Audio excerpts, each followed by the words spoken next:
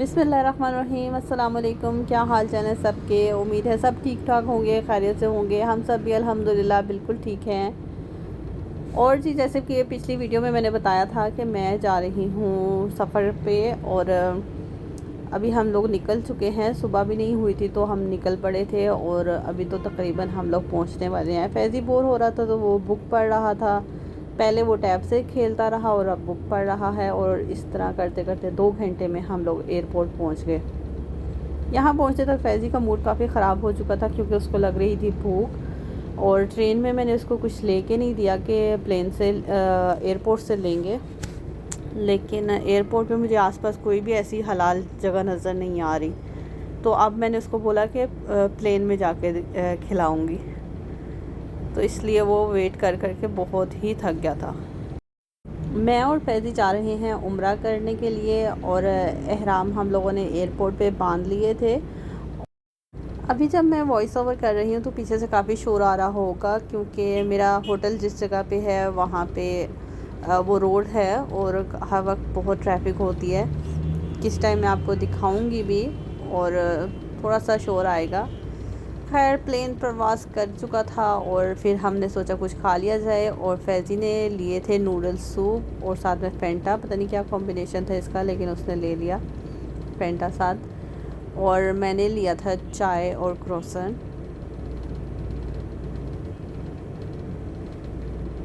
फैज़ी को noodle soup काफ़ी ज़्यादा अच्छा लगा था।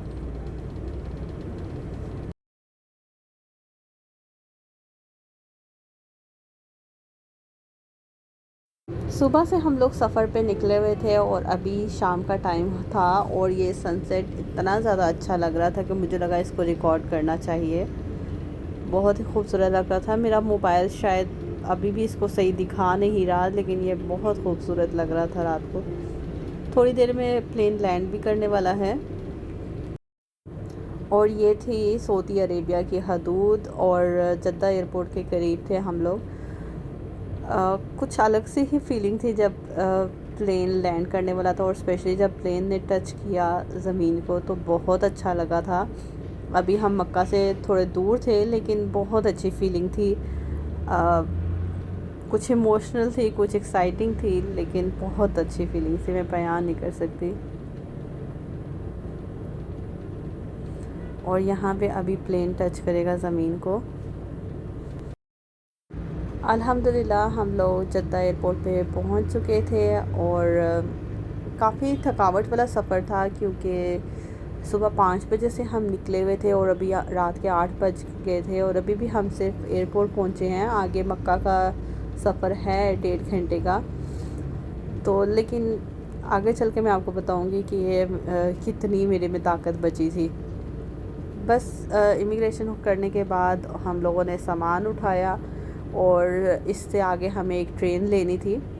ट्रेन लेके हम लोग अपने होटल गए, सामान छोड़ा, और फैज़ी को मैंने बोला कि वो थोड़ा रेस्ट कर ले, लेकिन यहाँ पहुँचते ही, होटल पहुँचते ही उसमें भी एनर्जी आ गई और मुझ में भी, और हमने तकरीबन 5-10 मिनट भी आराम नहीं किया, और दोबारा से हम लोगों ने वज़ू किया और हम लोग मक्का की तरफ आ गए। ये उस वक्त की वीडियो है जब हम तवाफ़ कर चुके थे और मकाम इब्राहीम के सामने हमने नफिल पढ़ने थे। मैंने पढ़ लिए थे, अब फैज़ी पढ़ रहा था। और मेरे मोबाइल की बैटरी क्योंकि सुबह से चार्ज नहीं हुई हुई थी तो ये बंद होने वाला था, तो मैं यहाँ से जब हमने निकल के सही की तरफ जाना था तो फिर मैं दोबारा यहाँ नहीं आ सकती थी, फिर वो बाहर निकलने का ही रास्ता होता है। तो मुझे लगा जल्दी से मैं इस जो है ना पल को रिकॉर्ड कर लूँ। पहला हमारा उम्रा था तो मैंने इसको रिकॉर्ड कर लिया। ये है नेक्स्ट डे की वीडियो जहाँ पे हमने दोपहर का खाना खाया। ये एक बंगाली रेस्टोरेंट है, वहाँ पे हमने ये मंदी खाई थी। ये हमारा दूसरा दिन था मक्का में, और ये है कबूतर चौक, यहाँ पे ही हमारा होटल है, और हम यहाँ से पैदल वॉक करते करते जा रहे हैं हरम की तरफ। आज दूसरा दिन था और इस कदर रश था, सारे रास्ते बंद किए हुए थे। एक नई साइड इन्होंने बनाई है जहाँ से इन्होंने एंट्री रखी है, और हमें पूरा घूम के वहाँ हरम जाना था। और जब हम लोग हरम के अंदर भी गए तो नीचे काबा तक नहीं जाने दे रहे थे, बहुत ही ज़्यादा रश था। सिर्फ एहराम वालों को जाने दे रहे थे ताकि रश ना बढ़े। तो हम लोग फिर बाहर हरम के सहन में ही बैठे रहे ऊपर। यहाँ फैज़ी के बैग के ऊपर बिल्ली आके बैठ गई और जो कि हट ही नहीं रही थी और उसको लगा बैग में कुछ खाने की चीज़ है। और फैज़ी ने बैग को हाथ लगाया भी तो उसको लगा कि खाना देने लगा है, लेकिन खाना नहीं था हमारे पास। तो फैज़ी ने फिर बोला मम्मी कल हम इसके लिए दूध लेके आएंगे।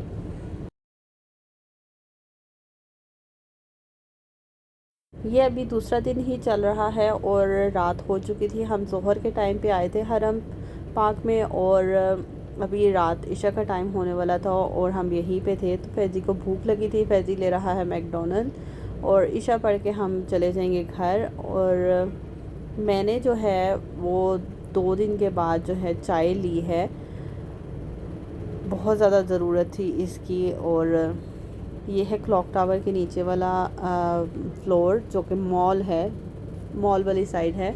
तो वहाँ पे मैं कुछ काम से आई थी ज़रूरी और वो मैंने देखा कि कैफ़ेटेरिया है तो मैंने जल्दी से यहाँ से चाय ले ली। इतनी अच्छी नहीं थी लेकिन ठीक है, मेरा काम चल गया था।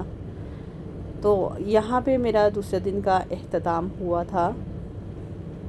थोड़ा सा उदास थी मैं क्योंकि मैं हरम के अंदर नहीं जा सकी रश की वजह से।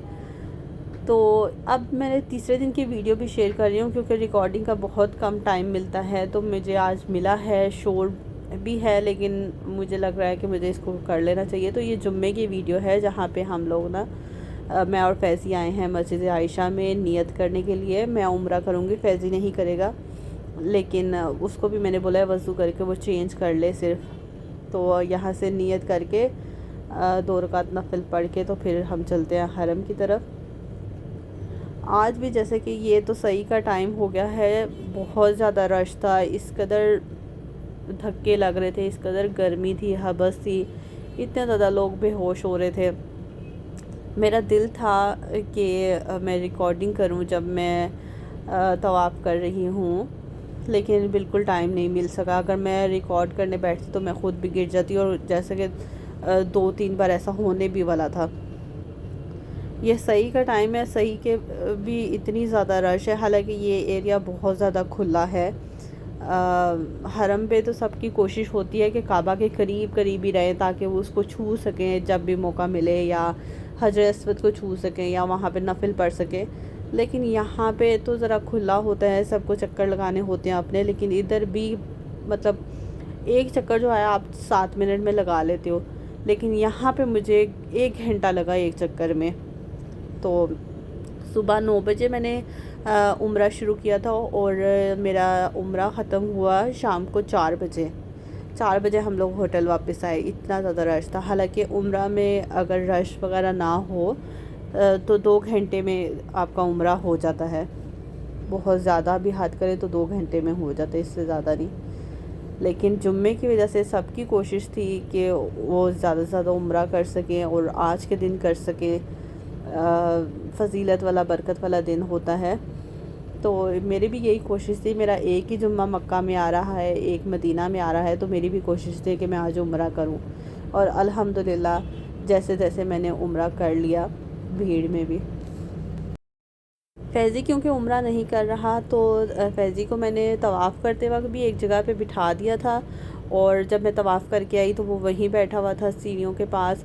और सही करते वक्त भी मैंने ये लाइटों की जो है निशानी रखी थी कि ये लाइटें जहाँ से शुरू हो रही हैं वहाँ पे फैज़ी को बिठा देना है और फैज़ी वहीं पे बैठा रहेगा। तो जब अभी मैं फैज़ी के पास ही जा रही हूँ, मैंने देखा वो वहीं पे बैठा हुआ है। मेरा दूसरा चक्कर था कि ज़ोहर की अज़ान हो गई थी तो जमात खड़ी होने वाली थी, तो मैंने कहा कि मैं यहाँ पे अब रुक जाती हूँ, जब नमाज़ ख़त्म हो जाएगी तो फिर बाकी का करूँगी उम्रा। अल्हम्दुलिल्लाह उम्रा करके हम लोग बाहर निकल आए थे और ये देखिए जी, ये ज़ोहर का टाइम नहीं है, ना जुम्मा हो रहा है। ये वैसे ही जो लोग यहाँ पे बैठने के लिए आए थे या जो कि हाज़री देने आए थे हरम पाक में, ये वो लोग हैं। अभी नमाज का टाइम नहीं है, जब नमाज का टाइम होता है तो रोड तक रश हो जाता है माशाल्लाह से। हम लोग जो है वो निकल रहे थे और 1.5 घंटा हमें निकल गया इस रोड पे से निकलते निकलते। और रोड पे ही अज़ान हो चुकी थी। अभी हम होटल नहीं पहुँचे थे और यहाँ पे ही जमात खड़ी होगी, असर का टाइम है। ये मुझे अच्छी चीज़ लगती है कि सारी दुकानों वाले दुकानें बंद करके और अपनी दुकान के सामने ही रोड पे आके नमाज़ शुरू कर देते हैं। आज के लिए इतना ही, वीडियो को ख़त्म करती हूँ। फिर मिलूँगी नए ब्लॉग के साथ। अल्लाह हाफ़िज़।